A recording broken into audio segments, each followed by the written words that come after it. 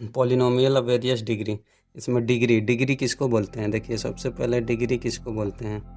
Degree जो होता है हमेशा इसमें वेरिएबल के मैक्सिमम पावर को ही डिग्री बोलते हैं। जैसे यहाँ पे x³ + 3x² + 2x में अगर इसमें डिग्री की बात की जाए 2x + 5, अगर इसमें डिग्री की बात की हो जाए तो मैक्सिमम पावर इसमें कौन सा है? मैक्सिमम पावर इसमें हम लोग का 3 है, तो ये हम लोग का डिग्री हो जाएगा। तो ये तो समझ में आ गया डिग्री किसको बोलते हैं। मतलब पॉलिनोमियल के पावर में जो मैक्सिमम पावर होगा उसी को हम लोग डिग्री बोलते हैं। इसमें सबसे पहले हम लोग का आता है लीनियर पॉलिनोमियल।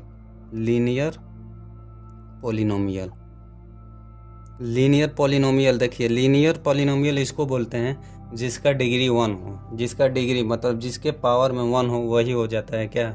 लीनियर पॉलिनोमियल इसको बोलते हैं। जैसे एग्जांपल के तौर पे 5x + 7, 5x + 7 में x वेरिएबल है, वेरिएबल का पावर 1 है, मैक्सिमम जो डिग्री है इसका 1 है, तो ये लीनियर हो गया। ठीक है, तो 1 जो होगा इसमें वेरिएबल का पावर अगर 1 हो तो उसको हम लोग नेगलेक्ट कर लेते हैं, मान लेते हैं कि मतलब 1 ही है।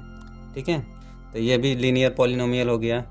जैसे मैं ये √2y, ये भी लीनियर पॉलिनोमियल हो गया। -6, इसका भी y के पावर 1 है, मतलब डिग्री 1 है, इसका भी डिग्री 1 है। जिसका डिग्री 1 होगा ना, डिग्री 1, जिसका भी डिग्री 1 होगा वो लीनियर पॉलिनोमियल में आ जाएगा। ठीक है, इसमें y का पावर 1 हो गया, इसमें x के पावर 1 है। वैसे एक और एग्जांपल ले रहे हैं, -8z, इसमें भी z के पावर 1 है, इसका भी डिग्री 1 है। ये तीनों जो है x के तीनों जो एग्जांपल है, ये वाला और ये, इसमें भी x के पावर 1 है, इसमें y के पावर 1 है, इसमें z के पावर 1 है। तो ये तीनों क्या होंगे? लीनियर पॉलिनोमियल हो गए जिसका डिग्री 1 हो। अब नेक्स्ट देख ले रहे हैं क्वाड्रेटिक पॉलिनोमियल, जिसमें डिग्री 2 हो। ठीक है, इसमें लीनियर पॉलिनोमियल में 1 होता है और क्वाड्रेटिक पॉलिनोमियल में इसका डिग्री मैक्सिमम डिग्री 2 होगा। ठीक है, इसका मैक्सिमम डिग्री 2 होता है। ये भी क्वाड्रेटिक पॉलिनोमियल है। मान लीजिए उसको हम लोग डिनोट कर ले रहे हैं ax² + bx + c। जो भी ऐसे टर्म में होगा जहाँ a, b और c कांस्टेंट है, ठीक है, कांस्टेंट या रियल नंबर भी बोल सकते हैं, वहाँ जहाँ a ≠ 0 होना चाहिए, a 0 के बराबर ना हो। अगर a 0 हो जाएगा तो x के पावर 2 जो होगा ये पूरा 0 हो जाएगा, और जब ये 0 हो जाएगा तो ये क्वाड्रेटिक पॉलिनोमियल ना होकर लीनियर पॉलिनोमियल हो जाएगा, क्योंकि क्वाड्रेटिक पॉलिनोमियल का डिग्री मैक्सिमम 2 होगा। डिग्री 2 होना ज़रूरी है क्वाड्रेटिक पॉलिनोमियल में। एग्जाम्पल देख ले रहे हैं इसका, देख लीजिए एग्जाम्पल। जैसे में मान लीजिए 3x² - 8x + 9, तो देखिए इसमें x के पावर 2 है, मतलब मैक्सिमम पावर जो है 2 है, इसी को हम लोग डिग्री बोलते हैं। तो ये भी हो जाएगा क्वाड्रेटिक पॉलिनोमियल। और एग्जाम्पल ले रहे हैं 4y² - 9y + 5, इसमें y वेरिएबल है, इसके y के वेरिएबल के पावर भी 2 है, तो ये भी हम लोग का क्वाड्रेटिक पॉलिनोमियल हो गया।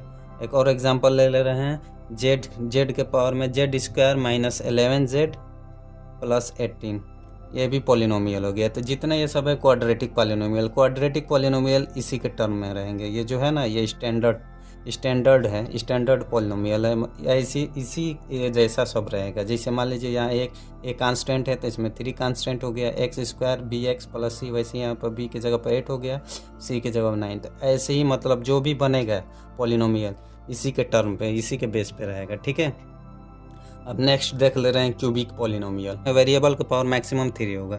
जैसे हम एग्जांपल में ले रहे हैं ये 4x³ - x² + 6x + 3, तो इसमें पावर 3 हो गया। इसमें भी तो मैक्सिमम जो होगा, डिग्री उसी को बोलते हैं जिसका मैक्सिमम पावर हो, तो मैक्सिमम पावर इसमें 3 है, तो ये हम लोग का क्यूबिक पॉलिनोमियल हो जाएगा। क्यूबिक पॉलिनोमियल का जनरल स्टैंडर्ड इक्वेशन होता है ax³ + bx² + cx + d, जहाँ a b